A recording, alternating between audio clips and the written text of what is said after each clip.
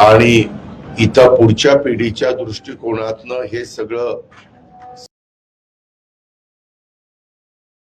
हे लक्षात आल्यानंतर त्याच्याबद्दलचे काही कायदे नियम करण्यात आले आणि त्यांच्या एकंदरीत ह्या पर्यावरणाच्या संदर्भातलं काम बघून भारत सरकारने त्यांना पद्मभूषण ह्या पुरस्कार देऊन देखील गौरवण्यात त्यांना आलेलं होतं आणि त्यांनी शेवटपर्यंत वर्ष त्यांचं 83 होईपर्यंत जोपर्यंत ते काम करू शकत होते तोपर्यंत त्यांनी ह्या क्षेत्रामध्ये प्रचंड मोठं काम केलं आणि आपल्या जगाच्या सगळ्यांच्या समोर पर्यावरणाचा यक्ष प्रश्न उभा आहे आणि त्याच्या संदर्भामध्ये जगातल्या सगळ्याच महत्वाच्या देशांनी खूप मनावर घेतलेलं आहे। आजही बऱ्याच ठिकाणी पर्यावरणाला पुढच्या पिढीच्या दृष्टिकोनातनं जेवढं महत्व द्यायला पाहिजे तेवढं अजून दिलं जात नाही, हे आपल्या सगळ्यांचं दुर्दैव आहे।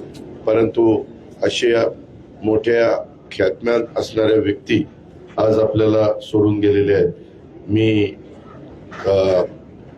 माधवराव गाडगे यांना भावपूर्ण श्रद्धांजली अर्पण करतो आणि त्यांनी जी काही आपल्याला ह्या संशोधनाच्या माध्यमातून शिकवलेलं आहे ते आपण सगळेजण आत्मसात करून पुढं पर्यावरण मुक्त आपला भारत देश, आपला महाराष्ट्र, आपला सगळा परिसर करण्याचा प्रयत्न त्या ठिकाणी करूया।